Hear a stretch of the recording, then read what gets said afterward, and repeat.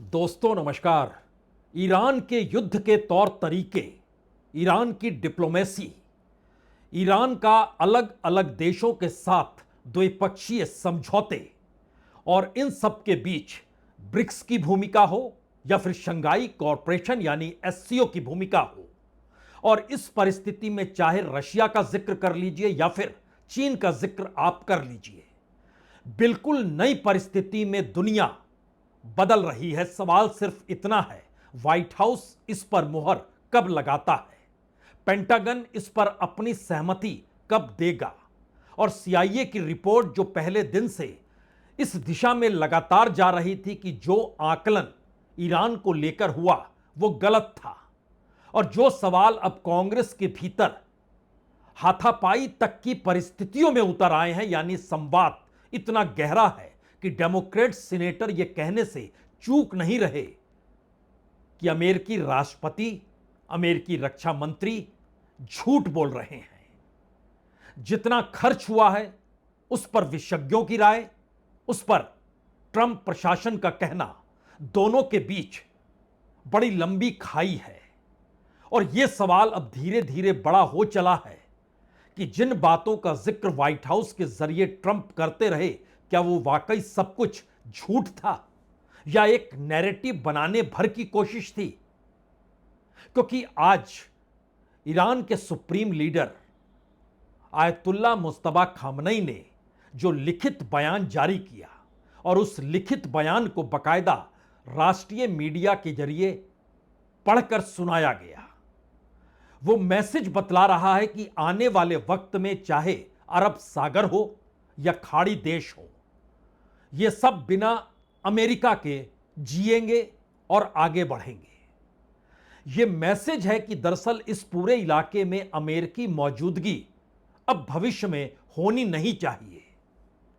और जब इस बयान को लिखने वाला शख्स मुस्तफा खामनई है, तो दूसरा मैसेज यह भी है कि अभी तक जो कयास ईरान के भीतर की परिस्थितियों को लेकर अमेरिकी राष्ट्रपति ट्रंप लगा रहे थे, वो तीन बड़े संकेत थे। पहला संकेत था ईरान युद्ध हार गया है। मुस्तफा खामनई ने कहा बिल्कुल नहीं, हम तैयार बैठे हैं। दूसरा संकेत था कि ईरान के भीतर सत्ता चला कौन रहा है, सब आपस में लड़ रहे हैं, पैसा बचा नहीं है, और आने वाले वक्त में परिस्थितियां नाजुक हो जाएगी और अमेरिका को ही उसे पटरी पर लाना होगा। सुप्रीम लीडर कहते हैं यह सब बकवास की बात है, हम अपने तौर पर खड़े हैं, और यह भी बता दें जिस होर्मुज़ स्ट्रेट की नाकेबंदी अमेरिका ने कर रखी है उसका कोई मतलब नहीं है। हमारी आवाजाही अलग अलग विकल्पों के साथ शुरू हो चुकी है, और खुले तौर पर यह ऐलान करते हैं कि डॉलर में अब पेमेंट नहीं हो रहा है, युआन में हो रहा है, रियाल में हो रहा है, और सभी देशों की इस पर सहमति है। और जो जहाज रोकने का जिक्र है, तो हमने अपने लिए अपने तरीके से न सिर्फ जहाजों को पार कराया है जो सैटेलाइट तस्वीरों के जरिए पूरी दुनिया देख सकती है कि 30 जहाज न सिर्फ पार हुए हैं, बल्कि अब अल्टरनेटिव रास्ते का मतलब यह है वो रेलगाड़ी के जरिए या फिर ट्रकों के जरिए वो अफगानिस्तान से होते हुए चीन पहुंच जाएं, या पाकिस्तान से घुसते हुए वह रशिया और चीन की दिशा में बढ़ जाएं। रास्ता खुला हुआ है, आपको नाकेबंदी करनी है तो करते रहिए। तो क्या व्हाइट हाउस और पेंटागन जिस जानकारी के तहत युद्ध की दिशा में कदम बढ़ाने के लिए लगातार इस बात का जिक्र कर रहा था कि अब युद्ध छोटा हो लेकिन भयानक हो,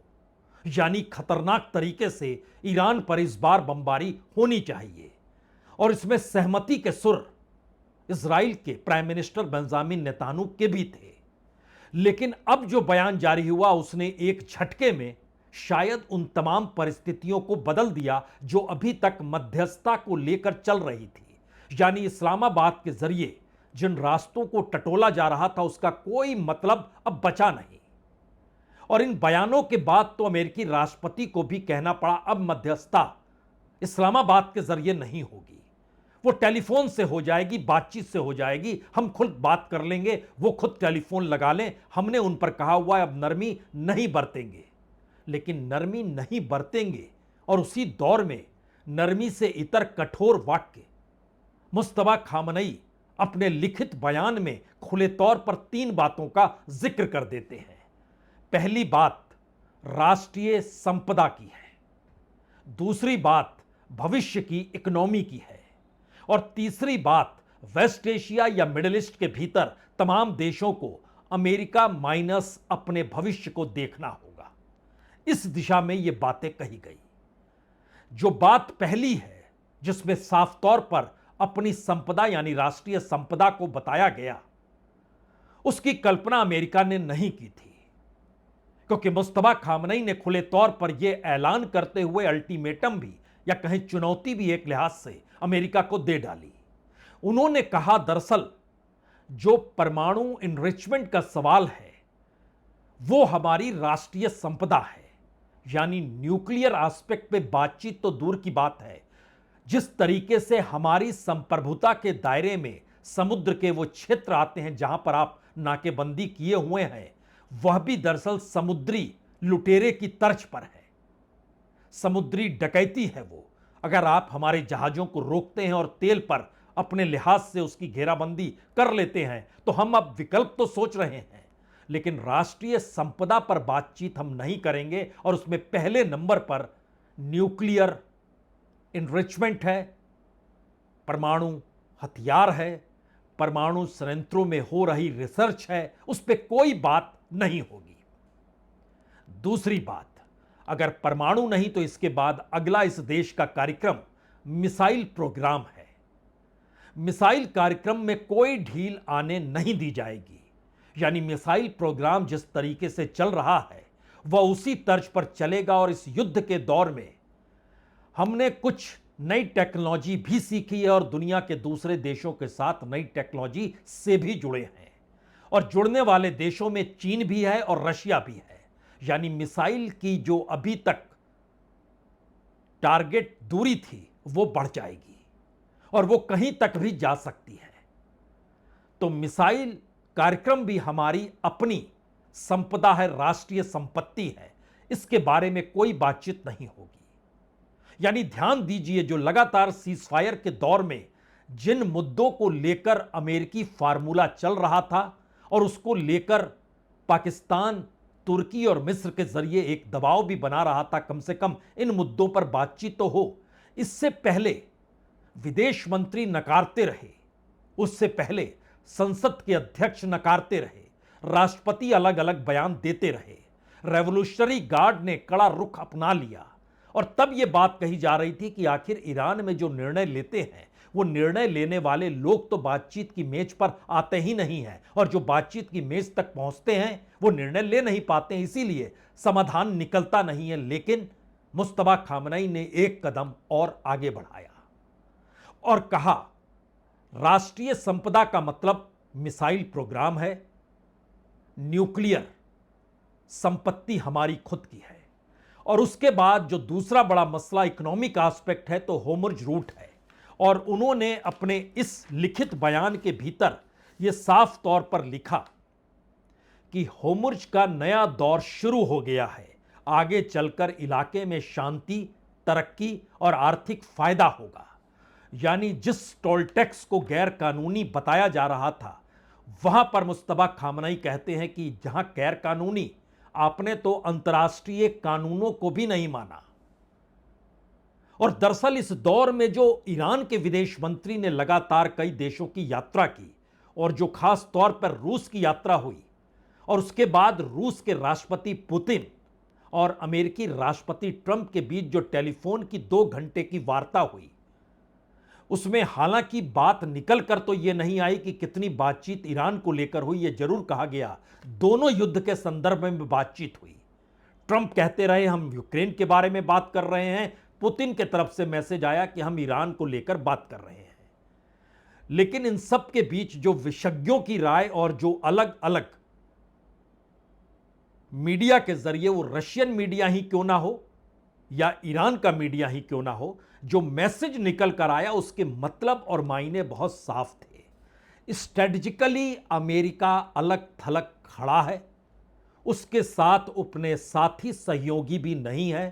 नाटो की कोई महत्ता बची नहीं है। आप नाटो को खत्म कर दीजिए। उसके बाद नाटो के सदस्य के तौर पर तुर्की की मौजूदगी, और आप जो सोच रहे हैं, इजराइल जो सोच रहा है और आप भी जो सोच रहे हैं, इजराइल तुर्की तक हमला करना चाहता है। लेकिन हमारा सवाल इस वक्त सिर्फ इतना है कि हर जगह युद्ध की मौजूदगी में अमेरिका की मौजूदगी अपने लाभ को देखती है, और पहली बार उसके इस लाभ के प्रोसेस को यूरोपियन कंट्रीज ने भी समझा, और दुनिया भर के भीतर जो इकोनॉमिक क्राइसिस ग्लोबल एनर्जी की वजह से आई है, उसको लेकर भी दुनिया के विकसित देशों ने समझ लिया है। यहां तक कि जापान भी समझ गया कि दरअसल अब उसको जो तेल चाहिए, क्योंकि वह तेल इंपोर्ट करता है, और इस दौर में वो अगर महंगा हो चला है, जो कि $126 प्रति बैरल आज पार कर गया, तो मंदी की परिस्थिति जापान के भीतर भी आएगी, इकोनॉमिक क्राइसिस वहां भी होगा, और यह स्थिति ऑस्ट्रेलिया को लेकर भी है। यानी जो बातचीत पहली बार खुलकर हो रही है, उसमें ईरान की मौजूदगी क्या विश्व के ताकत के तौर पर है, या फिर ईरान अपनी मौजूदगी अपनी ताकत के हिसाब से अब खुले तौर पर अमेरिका को धमकी और चेतावनी दोनों देने की परिस्थिति में है। क्योंकि मुस्तफा खामनई यही नहीं रुके। उनका कहना था कि अमेरिका सैन्य ठिकाने जो खुद उसके थे, जो खाड़ी देशों में मौजूद थे, उसकी भी सुरक्षा वह ठीक से कर नहीं पाया, वो इतने कमजोर साबित हो गए। तो ऐसे में वो कैसे सोच सकता है कि जो न्यूक्लियर एनरिच है उसको वो अपने देश में ले जाकर सुरक्षित रख भी पाएगा, जब वो अपने सैन्य ठिकानों को ही सुरक्षित नहीं रख पाता है। तब ऐसे में अगला सवाल यह है कि वो इन इलाकों में जिन जिन देशों को सुरक्षा देने का दावा कर रहा था, उसके कोई मतलब मायने बिल्कुल नहीं है। यह धमकी है, चेतावनी है, अल्टीमेटम है, या अपनी ताकत का इजहार है? क्योंकि इसका पूरा असर अरब सागर, मिडिल ईस्ट, होर्मुज रूट, नाकेबंदी, इन तमाम जगहों पर पड़ेगा। इन तस्वीरों को देख लीजिए।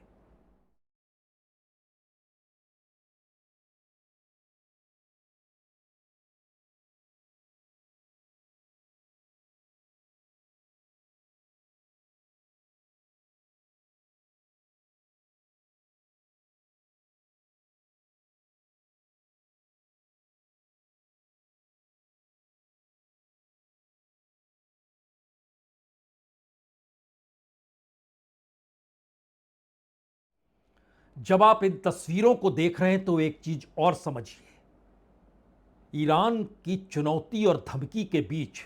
जो अमेरिका का दुनिया का सबसे बड़ा एयरक्राफ्ट कैरियर जो यूएसएस जेराल्ड आफ फोर्ड है, वो 300 दिनों तक अलग अलग जगह तैनात रहा। वेंजुला में भी वो सक्रिय था, जहां से वेंजुला के राष्ट्रपति को उठाया गया। वह ईरान में भी सक्रिय हुआ, लेकिन अब वो वापस अमेरिका लौट रहा है, और 15 मई तक वो वर्जीनिया के होम पोर्ट पर पहुंच भी जाएगा। यानी नाकेबंदी है, लेकिन अब अपनी परिस्थितियों को भी देखना है, क्योंकि अमेरिका के भीतर उठते हुए सवाल ट्रंप प्रशासन को न सिर्फ परेशान कर रहे हैं, बल्कि रिपब्लिकन्स के पास कोई जवाब भी नहीं है। क्योंकि आज खुले तौर पर जब कांग्रेस के भीतर डेमोक्रेट सीनेटर्स ने एक के बाद एक सवाल शुरू किए, उसमें पहला बड़ा सवाल तो यही था कि $1 ट्रिलियन, यह विशेषज्ञों की राय है, जो आपने युद्ध में झोंक दिया है। तो पहली बार रक्षा मंत्री ने कहा नहीं नहीं, इतना पैसा खर्च नहीं हुआ है, सिर्फ $25 बिलियन हुआ है। यानी जितना बताया जा रहा है विशेषज्ञों के जरिए, उसका 1/4 अब पीट हेगसेट कह रहे हैं। और महत्वपूर्ण बात तो यह है कि उनके साथ मौजूदगी जनरल डेन की भी थी, जिन्होंने शुरू में सवाल खड़े किए थे कि इस युद्ध की दिशा में नहीं बढ़ना चाहिए। यह पूरे तरीके से इजराइल का युद्ध है, और इजराइल के लिए अमेरिका को इस युद्ध में नहीं कूदना चाहिए। हालांकि धीरे धीरे युद्ध काल में जनरल डेन अपनी बातों को रखने लगे, रक्षा मंत्री के साथ मिलकर स्ट्रेटजी बनाने लगे। लेकिन उन सब के बावजूद भी जो CIA की रिपोर्ट और जो खुफिया इनपुट्स आ रहे थे, वो मैसेज बहुत साफ दे रहे थे, आप इस युद्ध में निकलेंगे कैसे, अब यह भी किसी को नहीं पता है। यानी युद्ध में जाने की गलती और ना निकलने का रास्ता, यह एक ऐसी परिस्थिति है जिसमें अमेरिका को कोई लाभ हो नहीं रहा है। और शायद इसीलिए आज जब ईरान के खिलाफ हमले से जुड़ी ब्रीफिंग का सवाल आया जो सेंट्रल कमांड की तरफ से दिया गया, उसमें इस बात का जिक्र सिर्फ इस लेवल पे हुआ कि छोटे लेकिन ताकतवर हमलों की प्लानिंग तो करनी होगी, लेकिन इसके साथ यह भी कहा गया कि युद्ध लंबा ना खींचे और स्ट्रेटजिकली आप दबाव कैसे ईरान पर बना सकते हैं जिससे वह आपकी कुछ बातों को मान ले और एक अंतर्राष्ट्रीय तौर पर मान्यता इस तरीके से मिल जाए कि अमेरिका इस युद्ध में इसलिए कूदा था क्योंकि वह दुनिया की जरूरत थी। लेकिन इस ब्रीफिंग से पहले ही, ठीक पहले, जब मुस्तबा खामनई ने खुले तौर पर लिखित बयान जारी कर दिया जिसको सरकारी टीवी पर पढ़कर सुना भी दिया गया कि परमाणु और मिसाइल ताकत देश की संपत्ति है, होर्मुज़ के जरिए इकोनॉमिक एस्पेक्ट को सुधारना है, तो मैसेज बहुत साफ हो गया कि दरअसल बातचीत तो दूर की बात है, सवाल अमेरिका को अपने निर्णय लेने का है। यानी ईरान निर्णय ले चुका है। और महत्वपूर्ण यह भी है कि जो शंघाई कोऑपरेशन की जो बैठक हुई उसमें विदेश मंत्रियों की जो मौजूदगी थी, उसमें बड़ी मान्यता ईरान के विदेश मंत्री को दी गई, रक्षा मंत्री को दी गई। रक्षा मंत्री की मौजूदगी उसमें थी एससीओ की बैठक में। और ब्रिक्स बैठक को लेकर इस दिशा में बात आगे बढ़ाने के लिए प्रस्ताव भी रखा जा रहा है कि क्या वाकई हम अल्टरनेटिव करेंसी की दिशा में बढ़ें, यानी डॉलर को पूरे तरीके से इनकार किया जा सकता है। और इसका असर जो व्यापक हुआ है वो सिर्फ यूएई के ओपेक से बाहर निकलने को लेकर है, या अब तेल की कीमतें कम हो जाएंगी और अमेरिका ये चाहता था इसलिए यूएई बाहर हो गया, या फिर जो सऊदी अरब के साथ टसल यूएई की चलती है इसलिए उसको बाहर होना पड़ा, या फिर अंतर्राष्ट्रीय तौर पर पहली बार हर देश ये मानकर चल रहा है कि अब उसको नए अलाइनमेंट, नई शर्तों के साथ करने होंगे। यह स्थिति पहले नहीं थी। ओमान एक लिहाज से ईरान के साथ खड़ा था, सऊदी अरब इजराइल के पक्ष में था, यूएई अमेरिका के पक्ष में था, कुवैत, बहरीन तय नहीं कर पा रहे थे कि किस परिस्थिति में किधर जाएंगे, तुर्की खुले तौर पर इजराइल के खिलाफ खड़ा था, मिस्र की सोच भी इजराइल के खिलाफ जा रही थी। इजराइल भी लगातार तुर्की और मिस्र और इन सब के बीच ईरान के उन तमाम साझीदार जिसमें लेबनान का जिक्र है, जिसमें यमन का जिक्र है, वो लगातार कर रहा था हिजबुल्लाह और हुती लड़ाकों को लेकर, हमास को लेकर। लेकिन एक नई परिस्थिति इसलिए बन रही है क्योंकि निर्णय अमेरिका नहीं ले रहा है, निर्णय ईरान ले रहा है। और ईरान को अभी तक अपनी प्रतिस्पर्धा में जो मिडिल ईस्ट के देश मानकर चलते थे वो पहली बार समझ रहे हैं कि दरअसल आने वाले वक्त में उन्हें अपनी इकोनॉमी और ऑयल को लेकर माइनस अमेरिका चलना ही होगा। और जिस समुद्री वर्चस्व की लड़ाई क्वाड के जरिए